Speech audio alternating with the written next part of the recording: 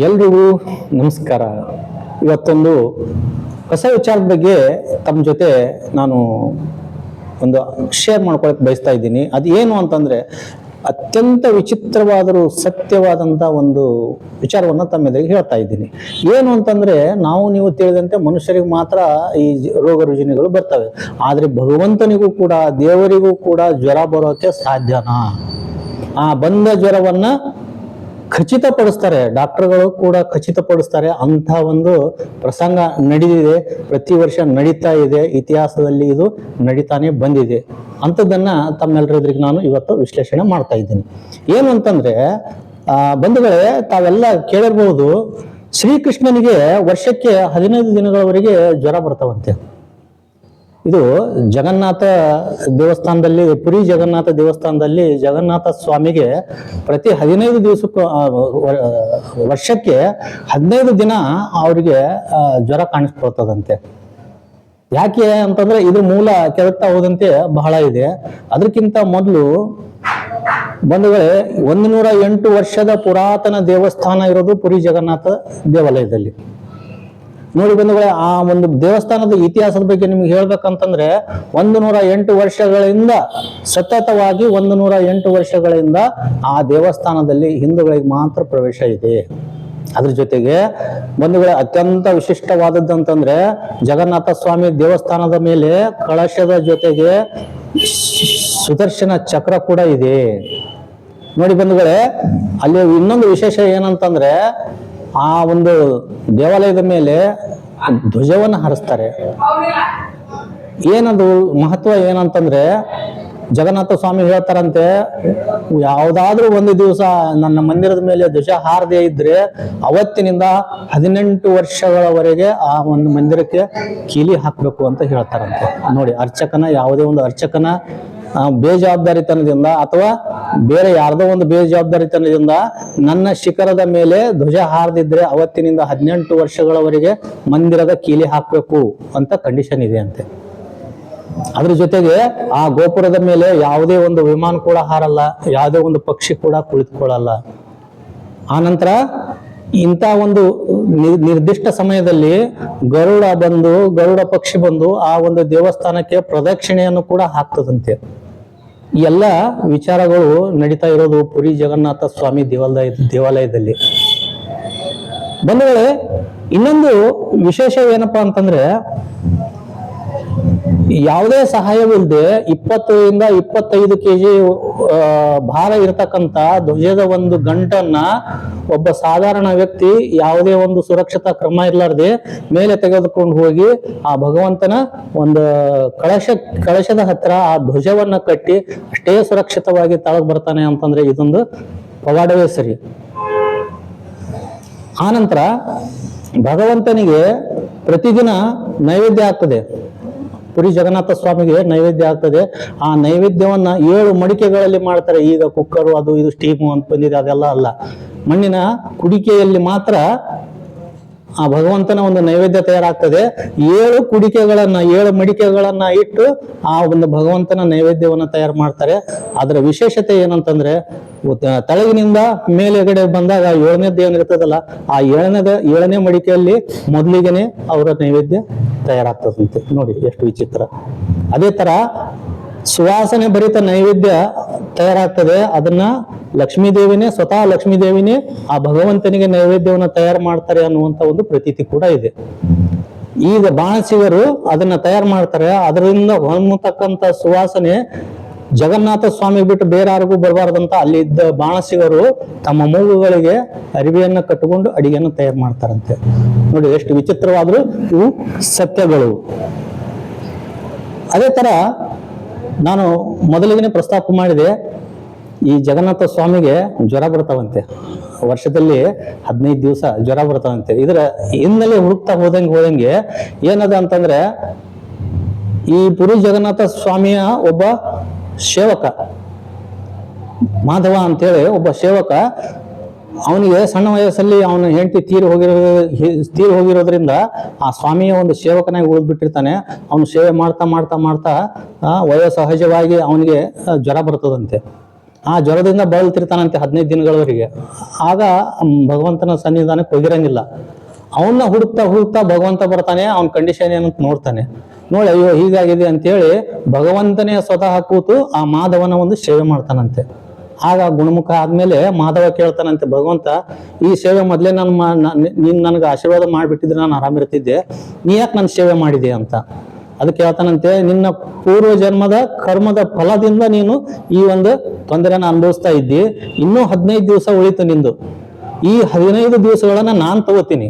15 ದಿವಸದ ಕರ್ಮದ ಫಲ ಏನ್ ಬರ್ತದಲ್ಲ, ಕರ್ಮ ಮಾಡಿಯಲ್ಲ, ಅದರಿಂದ ಬರ್ತಕ್ಕಂಥ ತೊಂದರೆಯನ್ನ ನಾನ್ ತಗೋತೀನಿ. ನೀನು ಮುಕ್ತನಾಗು, ಅದರಿಂದ ಮುಕ್ತನಾಗು. ಅಂದ್ರೆ ಮುಂದಿನ ಜನ್ಮಕ್ಕೆ ನೀನು ಅದನ್ನು ತೆಗೆದುಕೊಂಡು ಹೋಗಂಗಿಲ್ಲ. ಅದಕ್ಕಾಗಿ ನನಗೆ ಇನ್ನು 15 ದಿನದವರೆಗೆ ನೀ ಏನ್ ತೊಂದರೆ ಅನುಭವಿಸಾಗಿತ್ತಲ್ಲ, ಅದನ್ನ ನಾನ್ ತೆಗೆದುಕೊಳ್ತೀನಿ. ನೀನ್ ಇವತ್ತಿಂದ ಮುಕ್ತ ಆಗ್ತೀಯ, ಹೊಸ ಮನುಷ್ಯ ಆಗಿ ಮುಂದಿನ ಜನ್ಮದಲ್ಲಿ ಒಳ್ಳೆಯ ರೂಪವನ್ನು ತಾಳ್ತೀಯ ಅಂತ ಅವಾಗ ಮಾತು ಕೊಡ್ತಾರಂತೆ. ಆ ಪ್ರಕಾರ ವರ್ಷಕ್ಕೆ 15 ದಿನಗಳು ಸ್ವಾಮಿಗೆ ಜ್ವರ ಬರ್ತಾವಂತೆ. ಇದನ್ನ ಖಚಿತಪಡಿಸಕ್ಕೆ ಸಾಕಷ್ಟು ಡಾಕ್ಟರ್ಗಳನ್ನ ಕರೆಸಿ ಸಾರ್ವಜನಿಕವಾಗಿನೇ ಎಲ್ಲರ ಎದುರಿಗಿನೇ ಸ್ಟೆಥೋಸ್ಕೋಪ್ ಇಂದ ಭಗವಂತನ ಮೂರ್ತಿಗೆ ಟಚ್ ಮಾಡಿದಾಗ ಜ್ವರದ ಲಕ್ಷಣಗಳು ಕಾಣಿಸ್ತಾವಂತೆ. ಡಾಕ್ಟರ್ಗಳು ಅದನ್ನ ಅನೌನ್ಸ್ ಮಾಡ್ತಾರಂತೆ.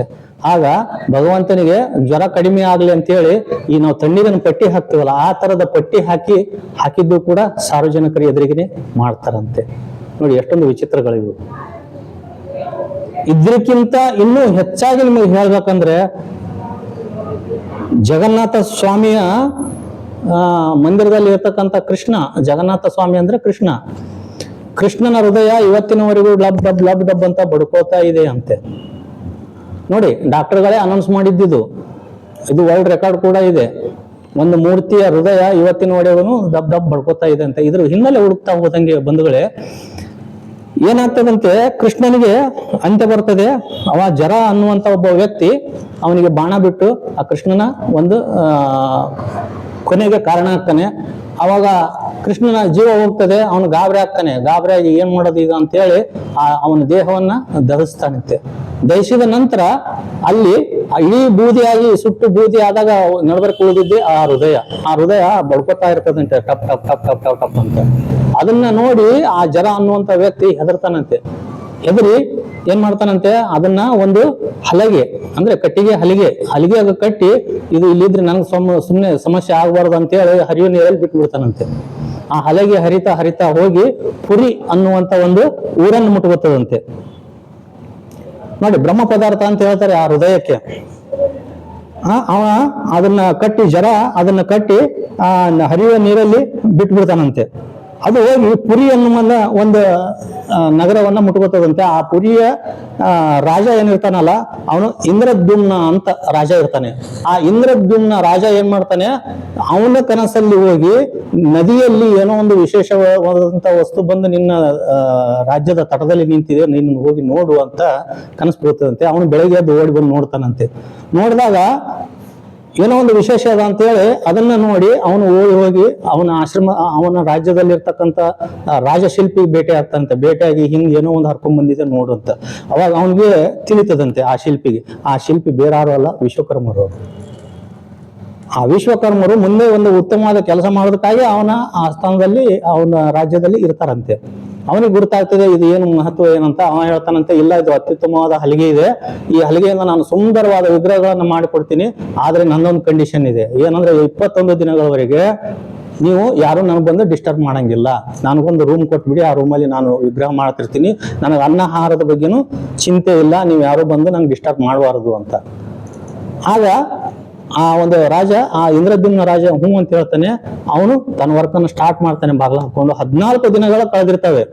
ಆ 14 ದಿನಗಳ ಕಳೆದ ನಂತರ ಸೈನಿಕರ ಯೋಚನೆ ಬರ್ತದೆ, ಇವನು ಹೊರಗೂ ಬರ್ತಾ ಇಲ್ಲ, ಆ ರೂಮಿಂದ ಶಬ್ದನೂ ಬರ್ತಾ ಇಲ್ಲ, ಅವನು ಊಟ ತಿಂಡಿನೂ ಮಾಡ್ತಾ ಇಲ್ಲ, ಮತ್ತೆ ಇವನು ಏನಾಗಿದೆ ಏನೋ ಸತ್ತೋಗೇನೋ ಏನ್ ಮಾಡೋಣ ಅಂತೇಳಿ ಹೋಗಿ ರಾಜನ ಹತ್ರ ವಿಷಯ ಪ್ರಸ್ತಾಪ ಮಾಡ್ತಾರಂತೆ ಇಂದ್ರದ್ಯುಮ್ನ ರಾಜನ ಮುಂದೆ. ಆ ಇಂದ್ರದ್ಯುಮ್ನ ರಾಜನಿಗೆ ಅನಿಸ್ತದಂತೆ, ಹೌದು ಇದ್ರೂ ಇರ್ಬೋದು, ನೋಡೋಣ ಹೋಗಿ ಅಂತೇಳಿ ಅವ್ರು ಬಂದು 14ನೇ ದಿವಸಕ್ಕೆ ಆ ಬಾಗಲವನ್ನು ತೆಗೆದು ಬಿಡ್ತಾರಂತೆ. ಆಗ ಅಲ್ಲಿರ್ತಕ್ಕಂಥ ವಿಶ್ವಕರ್ಮರು ಹೇಳ್ತಾರಂತೆ, ನಾನು ನೀನು ಮೊದಲೇ ಹೇಳಿದ್ದೆ, ನನ್ನ ಕೆಲಸ ಅರ್ಧ ಆಗಿದೆ, ಮೂರ್ತಿಗಳು ಅರ್ಧ ಆಗಿವೆ, ಆ ಒಂದು ದೇಹ ಕೂಡ ಆ ಮೂರ್ತಿಯಲ್ಲಿನೇ ಈ ಒಂದು ಮಾಧವನ ಮೂರ್ತಿಯಲ್ಲಿ ಅದನ್ನ ದೇಹ ಅವರ ಒಂದು ಹೃದಯ ಏನು ಸಿಕ್ಕಿತ್ತಲ್ಲ ಆ ಹೃದಯವನ್ನು ಅವ್ರು ಕೂಡಿಸಿರ್ತಾರಂತೆ. ಆ ಮೂರ್ತಿ ಪೂರ್ಣ ಆಗೋಕೆ ಇನ್ನೂ ಸಮಯ ಇತ್ತು, ಆದ್ರೆ ನೀವು ಅರ್ಧಕ್ಕೆ ಬಾಗಿಲು ತೆಗೆದಿದ್ದೀರಾ, ಅದಕ್ಕಾಗಿ ನಾನು ನನ್ನ ಕೆಲಸವನ್ನು ಇಲ್ಲಿಗೆ ಬಿಟ್ಟು ಹೋಗ್ಬಿಡ್ತೀನಿ ಅಂತ ಹೇಳಿ ಅರ್ಧ ಆದ ಮೂರ್ತಿಗಳನ್ನು ಬಿಟ್ಟು ಅವರು ಹೋಗ್ಬಿಡ್ತಾರಂತೆ. ಅರ್ಧ ಆದ ಮೂರ್ತಿಗಳನ್ನ ಅವ್ರು ಬಿಟ್ಟು ಹೋಗಿದ್ದಕ್ಕೆ ಅಲ್ಲಿ ಏನಾಗ್ತದೆ, ಅರ್ಧ ಮೂರ್ತಿಗಳು ತಯಾರಾಗ್ತವಂತೆ. ಈ 3 ವಿಗ್ರಹಗಳು, 3 ವಿಗ್ರಹ ಯಾರು? ಜಗನ್ನಾಥ, ಬಲಭದ್ರ ಮತ್ತು ಸುಭದ್ರೆ. ಇವರ 3 ಮೂರ್ತಿಗಳು ಅರ್ಧಮರ್ಧ ತಯಾರಾಗ್ತವಂತೆ. ಹೀಗೆ ಹಲವಾರು ವಿಚಾರಗಳು, ಇನ್ನೂ ಸಾಕಷ್ಟು ವಿಚಾರಗಳಿವೆ ಈ ಒಂದು ದೇವಸ್ಥಾನ ಬಗ್ಗೆ ಹೇಳಕ್ಕೆ. ಮತ್ತೆ ಪ್ರತಿ 12 ರಿಂದ 14 ವರ್ಷಕ್ಕೊಮ್ಮೆ ಈ ಮೂರ್ತಿಗಳು ಚೇಂಜ್ ಮಾಡ್ತಾರಂತೆ. ಚೇಂಜ್ ಮಾಡುವಾಗ ಆ ಹೃದಯವನ್ನ, ಈ ಒಂದು ಮೂರ್ತಿಯಿಂದ ಅವನ ಹೃದಯವನ್ನ ತೆಗೆದು ಮತ್ತೊಂದು ಮೂರ್ತಿಗೆ ಶಿಫ್ಟ್ ಮಾಡೋ ಸಮಯದಲ್ಲಿ ಅಲ್ಲಿ ಅರ್ಚಕರಿಗೆ ಆ ಈ ಒಂದು ರಾಜ್ಯಕ್ಕೇನೆ ಕರೆಂಟ್ ಸಪ್ಲೈ ಬಂದ್ ಮಾಡ್ತಾರಂತೆ. ಕತ್ತಲದಲ್ಲಿ ಅದು ಕಾರ್ಯಕ್ರಮ ನಡೀತದಂತೆ. ಆ ಚೇಂಜ್ ಮಾಡುವಂತ ವ್ಯಕ್ತಿಗೆ ಗೊತ್ತಿರಲ್ಲ ಅಂತ ಇದು ಏನ್ ಮಾಡ್ತೀವಿ ಅಂತ ಆ ಹೃದಯಕ್ಕೆ ಏನ್ ಹೇಳ್ತಾರೆ, ಬ್ರಹ್ಮ ಪದಾರ್ಥ ಅಂತ ಹೇಳ್ತಾರಂತೆ. ನೋಡಿ, ಇನ್ನು ಹಲವಾರು ವಿಚಾರಗಳು ಪುರಿ ಜಗನ್ನಾಥ ಸ್ವಾಮಿ ಬಗ್ಗೆ ಇದೆ. ದಯವಿಟ್ಟು ಕ್ಷಮಿಸಿ, ನಾನು ಪ್ರತಿದಿನ ಸುಮಾರು 6 ರಿಂದ 7 ನಿಮಿಷದ ಒಂದು ವಿಡಿಯೋ ಮಾಡ್ತಿದ್ದೆ. ಬಟ್ ಇಲ್ಲಿ ವಿಷಯ ಜಾಸ್ತಿ ಇರೋದ್ರಿಂದ ಇನ್ನು ನನಗೆ ಹೆಚ್ಚಿಗೆ ಹೇಳಬೇಕು ಅನ್ನುವಂತ ಒಂದು ಹುರುಪಿನಿಂದ ನಾನು ಸುಮಾರು 11 ರಿಂದ 12 ನಿಮಿಷದ ಈ ವಿಡಿಯೋ ಆಗಿದೆ. ನಿಮ್ಮ ಒಂದು ಅಮೂಲ್ಯವಾದ ಸಮಯವನ್ನು ನಾನು ತೆಗೆದುಕೊಳ್ಳೋದಕ್ಕೆ ತಮ್ಮೆಲ್ಲರೆದುರಿಗೆ ಕ್ಷಮೆಯನ್ನು ಕೇಳ್ತಾ ನನ್ನ ಈ ವಿಡಿಯೋವನ್ನ ಮುಗಿಸ್ತಾ ಇದ್ದೀನಿ.